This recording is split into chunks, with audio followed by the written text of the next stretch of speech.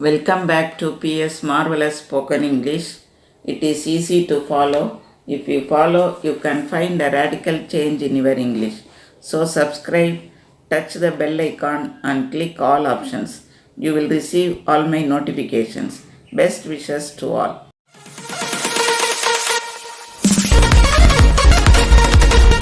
Today, let us see some more prepositions from, to, until, since, for. From, to. We lived in Japan from 1992 to 2001. நாங்கள் ஜப்பானில் 1992 2001 வரைக்கும் இருந்தோம். I work from Monday to Friday. நான் மண்டேலிருந்து Friday வரைக்கும் வேலை செய்கிறேன். So இதிலிருந்து இது வரைக்கும் என்று கூறும் பொழுது ஃப்ரம் டு பயன்படுத்த வேண்டும். I am coming from my home. நான் வீட்டிலிருந்து வருகிறேன். I am coming from my home. இருந்து என்று யூஸ் பண்ணும் பொழுது from பயன்படுத்த வேண்டும். We lived in Japan from 1992 until 2001 என்றும் கூறலாம். 1992 2001 வரை நாங்கள் ஜப்பானில் இருந்தோம். வரை என்றால் until அல்லது till பயன்படுத்தலாம். They are going away tomorrow. They will be away until Friday. They will be away until Friday. That means Friday வரைக்கும் அவர்கள் இங்கு இருக்க மாட்டார்கள், வெளியில் இருப்பார்கள். Friday வரைக்கும் என்று கூறும் பொழுது until Friday பயன்படுத்த வேண்டும். I went to bed early. I wasn't tired. I read a book until 3 o'clock. நான் 3 மணி வரை நான் அந்த புக்கை வாசித்தேன். I read the book until 3 o'clock.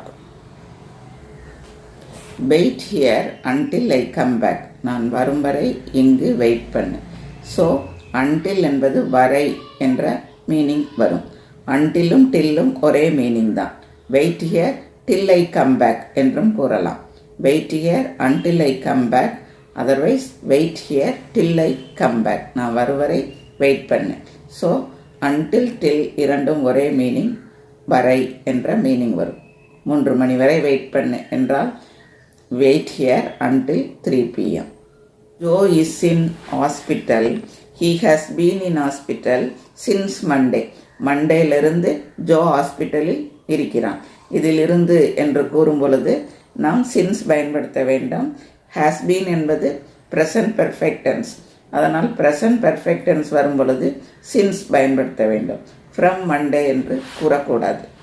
Sue and Dave have been married since 1968. சூவும் மேரியும் 1968 marriage பண்ணி இருக்கிறார்கள். have been married present perfect tense. So we are using since. So present perfect tenseல் இருந்து என்று வரும் பொழுது since பயன்படுத்த வேண்டும்.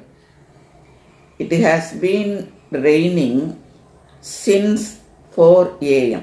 4 மணியிலிருந்து மழை பெய்து கொண்டே இருக்கிறது. has been raining present perfect continuous tense.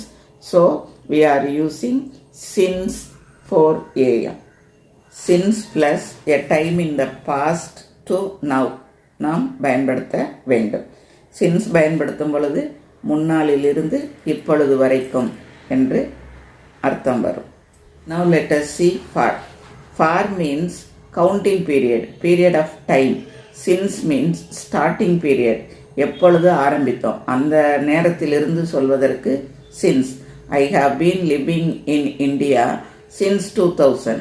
2000 நான் இந்தியாவில் வசித்து கொண்டே இருக்கிறேன். பாஸ்டில் ஆரம்பித்து ப்ரெசண்டில் வந்து இன்னும் கண்டினியூ ஆனால் அதற்கு நாம் since பயன்படுத்த வேண்டும்.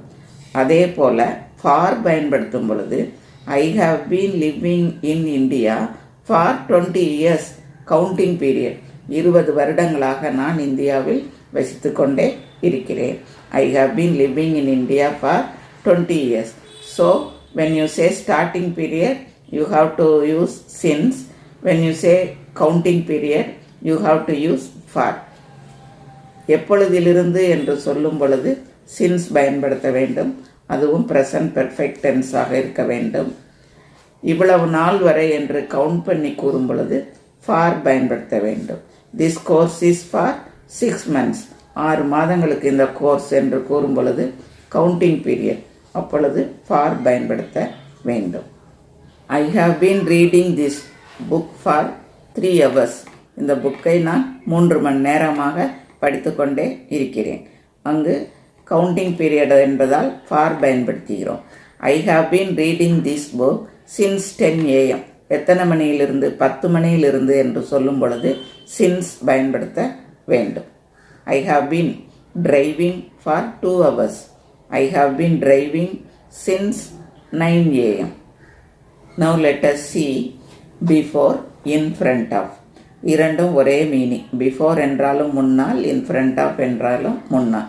But the usage is different. Usage வெவ்வேறு விதமாக வரும். பிஃபோர் என்பது டைமிங் முன்னால் போட வேண்டும்.